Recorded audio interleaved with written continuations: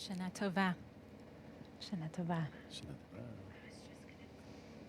My mother-in-law, Elaine, is a psychologist and the clinical director of a Jewish Family Service chapter in Florida. She's been running workshops throughout quarantine called Coping with Our New Reality, and they're all focused on how to cultivate resilience during this harrowing time. At a recent session, someone sighed, raised their hand, and said, "Honestly, Dr. Elaine, I'm just waiting for this nightmare to be over." Hearing this comment, Elaine stopped the class right there. She stopped sharing her screen and halted her presentation to address this person. And she said, "If you're living your life like it's a nightmare that you're waiting to end, we have a big problem." She went on and said, "Yes, life is impossibly hard right now, harder than it's ever been for most of us. But if your only plan is to wait for the nightmare to be over, you will be missing your precious life. Even though our reality has become so constricted, so frightening, so devoid of hope, we are still able to discover and create goodness in this time. And if we're able to name and conjure the good right now, we will not only fuel ourselves through this crisis, but we will be making the most of our precious moments, and we will emerge from all this chaos and hardship stronger and wiser." There's a part of me that knows that what Elaine said is true, and I want to believe it so badly. But I also understand the size of the person Elaine was speaking to. These past 7 months, I have also been sighing and crying and sometimes even screaming. And there have been so many times when I have also wanted to crawl under the covers, curl myself into a fetal position, and wait until I can recognize the world again, wait for the nightmare to be over. The multi-layered crises that we are facing have ripped so much of our reality from under us, leaving us shocked, confused, angry, scared, and so sad. And as we've been approaching the High Holy Days, with every month that passed, I've wondered to myself, how am I and how are we supposed to do the spiritual work of Teshuvah right now? Isn't life hard enough? Most of us are living some constrained version of what our lives used to be and facing some of the most frightening and painful losses in human history. Thousands are dying by the day, millions are sick, and so many of them aren't able to get the care they need. Our children are staring at screens all the time, and the kids who can't afford screens either can't continue their learning or have to risk getting sick to learn. Fires are burning up California. Black men and women have been suffocated and shot to death by police. Many of us haven't touched or embraced loved ones in months. And on top of all of this, none of us are quite sure how healing will come, how it'll all end. And there is a dearth of moral leadership we can trust to make things right again, not to mention that just today we lost one of the few moral leaders of our time. And worst of all, we can't even gather in person as a community to hold each other and lift one another's spirits. So I've really asked myself this year, and I wonder whether you have too, isn't it asking too much to contemplate the work of Teshuvah?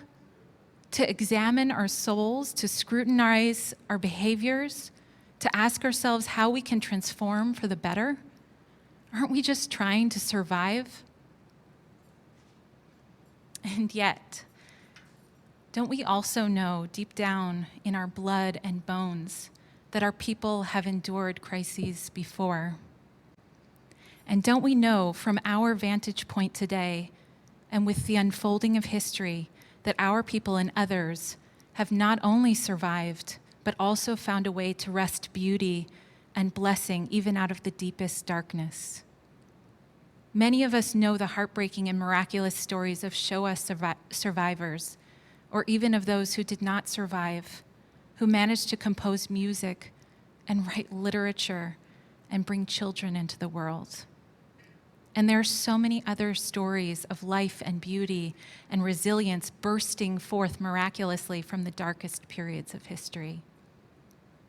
But there's a particular story I'd like to share with you tonight about a rabbi who also lived through a dark period, a rabbi who lived, as we are, during a deadly pandemic. Rabbi Nissim ben Reuven, known for short as the Ran, was a physician and Talmud scholar who lived in Spain in the 1300s. He served as a judge, teacher, and physician for the Jewish community in Barcelona.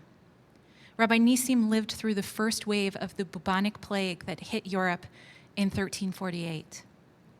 For Jews in Europe, this was a period not only marked by brutal illness and death, but also by violent persecution, since many Europeans blamed Jews for causing the plague. In this way, Rabbi Nissim and his community were also living through crisis on top of crisis. Historians tell us that some people coped with the terror and uncertainty of the Black Death by lashing out at their neighbors. Others coped by turning inward and fretting about the condition of their own souls. There was a movement of upper-class Christian men who took to public self-flagellation to demonstrate their willingness to repent and undergo punishment for their sins. Many of us may be familiar with this period of history more from parodies written about it than from history class. It's been a natural response to write comedy about this time because it was so unthinkably frightening and grim. It was in this bleak climate that Rabbi Nissim wrote a number of drashot, many sermons on the Torah portion for his community. And in those drashot, he urged his frightened people to turn inward and to turn to Jewish tradition for guidance.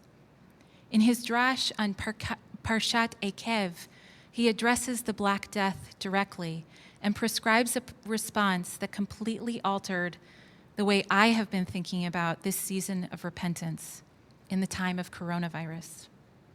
Rabbi Nissim says, "Kshe ha'olam noheg kaminhago v'tovotav nimshachot." When life proceeds normally and the goods of the world continue, he says, it is very easy to fall prey to false and temporal vanities and to be guided more by delusion than by truth.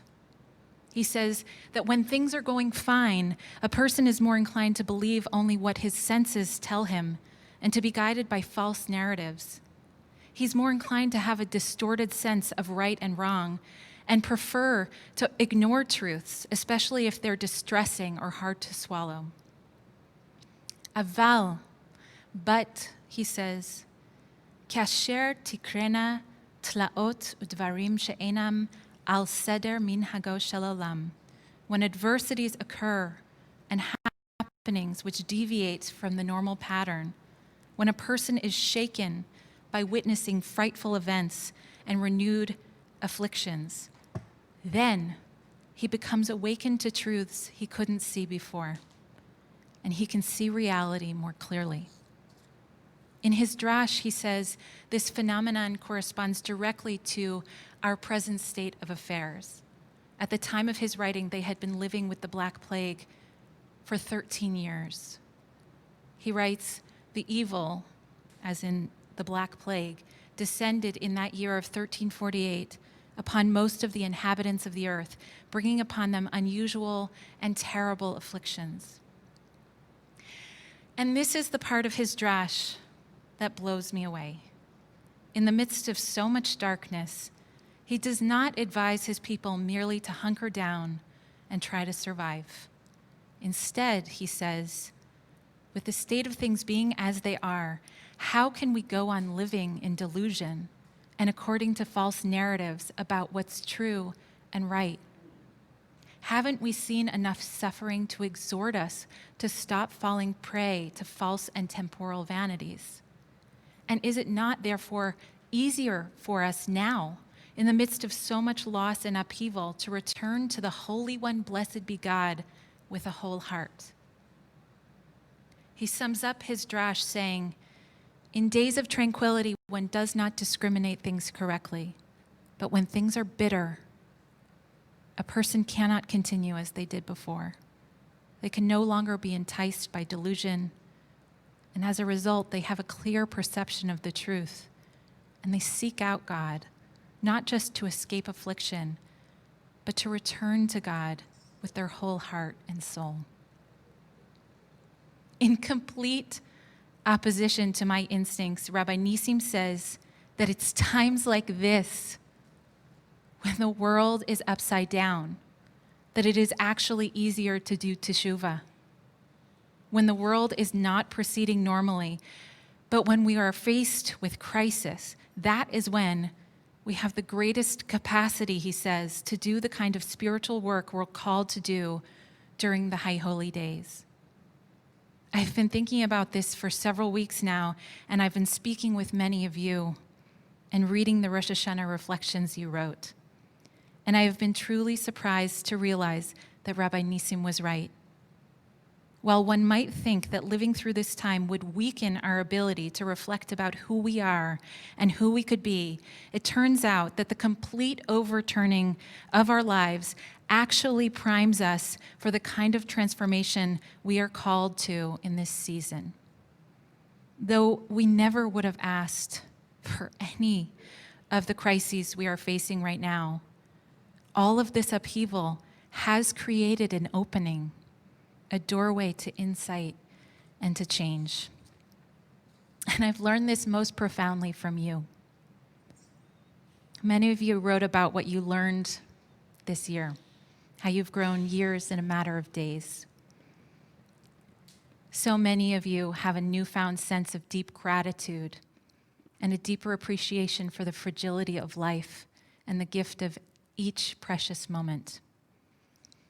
David, in our Rosh Hashanah booklet, writes that all the moments of loss and hardship, while challenging, also caused me to reevaluate what I assumed was normal, forcing me to feel lucky to have had or to have again. He says further, each moment that I reckon with fragility helps me grow, as if I'm collecting another coin to put in my chest of awareness. But this moment is transformative. The unprecedented collective fragility has me leaning entirely into gratitude. My heart continuously breaks each time I hear suffering on the news, in the community, and in my work. But it has also deepened my sense of appreciation for each small moment of joy. I'm embracing gratitude for so many things I took for granted, and I pray that long after this virus has left us, my chest of awareness remains full. Sammy writes about how this time helped him to realize that his usual inclination to plan ahead with hour-by-hour schedules and detailed to-do lists comes from his fear of not being in control of his life. He says, "This realization has forced me to breathe, capture my surroundings in the moment, and be present in a way I haven't grasped before. It's also forced me to understand how much I need loved ones around me to make me feel whole." To her own surprise, Miriam has been more active with justice work than she has ever been before. Since the pandemic struck, she has become pen pals with an incarcerated man. She's supporting children's literacy in a Navajo community by creating a children's bookmobile. She realized how destructive the meat and dairy industries are and became a vegan. She writes, reminiscent of Rabbi Nissim's words, "What false consciousness had ever let me be anything else?" Annette writes how much she appreciates that we are really one planet in ways she never comprehended before. She says, one exhale in Wuhan or Tel Aviv can have an effect on an inhale in New York or Beverlywood. And Melissa writes poignantly about how she now understands with much greater clarity how she is not simply a bystander when it comes to racial division in this country. She describes the tension between her daily life and all the suffering just beyond her door. And she says, the starkness of the contrast and my own complicity is a cold reality that I can no longer avoid. How have I wielded my privilege to contribute to the deeply ingrained inequities in our city and world? Does how I live my life, even in the most quotidian ways, exacerbate these inequities? If I am cutting in line, I am necessarily jumping over someone else. What have I learned, she asks?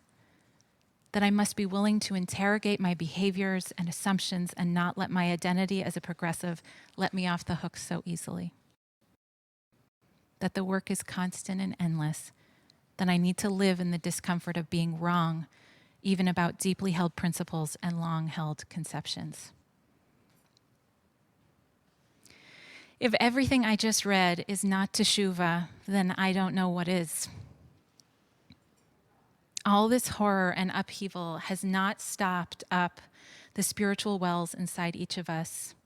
It hasn't prevented honest self-reflection or our ability to change. Quite the opposite. The overturning has an access point to truth and even righteousness and to what really matters. Through so much loss, we have renewed our appreciation for life and beauty and the natural world. We have become keenly aware of how connected we are to each other and how our actions actually make an impact, for better and for worse.